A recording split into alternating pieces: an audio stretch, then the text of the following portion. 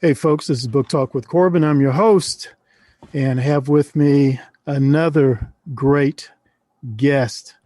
This brother here is Dr. Stephen Meyer, and he's a philosopher of science, director of the Center for Science and Culture at the Discovery Institute, and a New York Times bestselling author. That book was Darwin's Doubt, and he has a new book out, which I think is really going to make quite an impact. It's called The Return of the God Hypothesis, 3 Scientific Discoveries that Reveal the Mind Behind the Universe. Dr. Meyer, thank you for joining us. Thanks for having me on your program, Corbin. Yeah. So before we get a little bit into your book, mainly letting my listeners know where they can buy your book, I want to ask a couple of questions. And one of the questions, I have a little bit of a personal investment in it.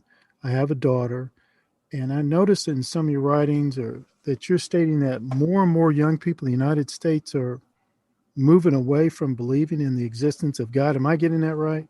Well, right. The pollsters are picking this up. They call it they name the phenomenon the rise of the nuns, by which they do not mean Catholic ladies in habits. They mean religiously non-affiliated or unaffiliated agnostics and atheists, and they're finding that there is an increase in the percentage of the young population between roughly 18 and 30, of people who identify themselves as religiously unaffiliated and either agnostic or atheistic in their view. And what's really interesting to us is that when you probe that group of young people, you find that science has played an outsized role in the growing disaffection with religious belief, or specifically with theistic belief or Christian belief. And that, if, for example, 2/3 of young atheists have answer the question or say yes to the following statement: I agree. The findings of science make belief in God less probable or less likely. About 2/3 of young atheists see science, therefore, as a crucial factor in their atheism. And so I know there are a lot of so-called atheist writers out there, such as Richard Dawkins and Christopher Hitchens and Bill Nye. So it seems that their whole position that science, there's no... it's sure not hard to see how young people over the last 15 years would have acquired the impression that science properly understood undermines belief in God, because that is precisely the message of these popular new atheist writers who have actually pioneered a new genre of literature in the publishing world. It's just, there's a whole raft of these new atheist books. And of course, the most popular and the probably the first big bestseller of that genre was The God Delusion by Richard Dawkins. And they're having a huge impact on the religious sensibilities of young people. And when young people are probed, they often parrot the kinds of arguments that they get from those books. That said, there's a lot to appreciate about the new atheists insofar as they really are dedicated to a particular metaphysical point of view, a particular worldview, which means they care about the big questions, and they often frame the issues extremely clearly. Dawkins says the universe has exactly the properties it should have if at bottom there's no purpose, no design, nothing but blind, pitiless indifference. I appreciate that statement for 2 reasons. One, because it implies that worldviews or metaphysical hypotheses, his metaphysical worldview or system of thought is called materialism. That's what he means by blind, pitiless indifference. No design, no purpose, just molecules in motion are the fundamental thing that have always been here and that are responsible for generating everything we see around us. So his statement implies that a worldview can be tested or evaluated by looking at the universe around us, the world around us, and seeing if what we see matches what you'd expect if a given worldview were true. So that's very interesting, because that says, the evaluating worldviews is within the realm of rational discourse. I just happen to disagree with his claim that the properties that we see are consistent with materialism. In fact, the 3 scientific discoveries that I mentioned in the subtitle of the book the universe had a beginning. It's been fine-tuned from the beginning to allow for the possibility of life, and that life at its foundational level contains information in a digital code, something like a machine code, as Dawkins himself acknowledges.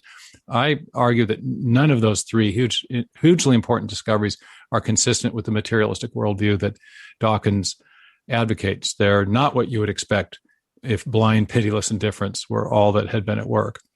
So when you talk about materialism, are you talking, I know with the philosophy of Marxism, Karl Marx, he talked about dialectical materialism. Right. Is that the same thing? Well, dialectical materialism is a kind of a particular species of materialism that held that there was a kind of an inexorable advance to history that was driven by the economic needs and systems that economic needs that systems have, or economic needs that humans have, and the systems that they devised.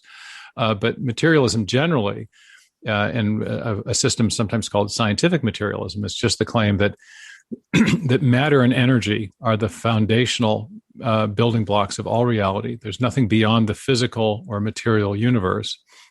So the universe of matter, space, time, and energy is all that has ever existed, and that matter and energy have within them the capability to self-organize into all the things that we see around us. Every worldview or system of thought has to answer what philosophers sometimes call the prime reality question. What is the thing or the entity or the process from which everything else comes? And materialism has answered that in terms of matter and energy. That's those are the things from which everything else come. Whereas theism says there's a pre-existing mind that is personal and has intelligence and purposes for the universe, and that the universe arose from that pre-existing entity, namely God. So in the one worldview, you have matter first, and then mind arises later as a kind of epiphenomenon as a consequence of the evolutionary process that finally produced us. In the other worldview, you have mind first, and then matter arises from the intentions of a mind, and that mind shapes the matter into all the things we see around us. And this has been the great philosophical divide in Western philosophy going all the way back to the Greeks. Are we idealists, where mind comes first, or are we materialists, where matter comes first? And I think the new discoveries of modern science are pointing in a decidedly theistic direction as opposed to a materialistic one. I think they challenge materialism. Okay, and so given that understanding of worldviews and what they're fundamentally based on, what does it matter? What does it matter if there's a God or if there isn't a God? What does it matter?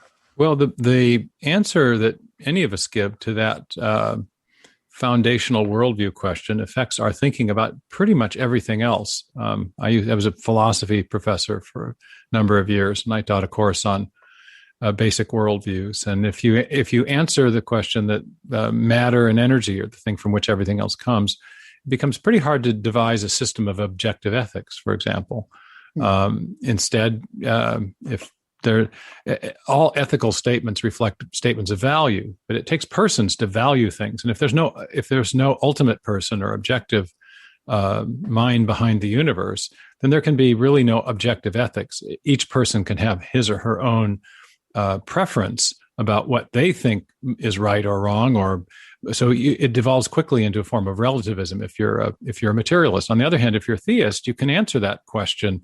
What do we mean by ought? What we mean by ought is that there is a design for human flourishing, and that was given to us by our Creator, and therefore, when there is ought refers to a standard of behavior or treating people with value and dignity that reflects the value that the Creator has assigned to individuals, and also something of the design that the Creator has for us for our flourishing.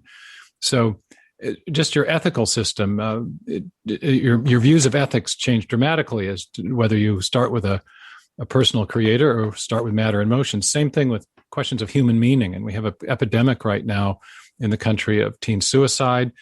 There was an article in the New York Times by a University of Pennsylvania psychologist at the Wharton School on the 19th of April, describing this sense that people have coming out of the COVID year, that their lives have no meaning or purpose. They're kind of languishing.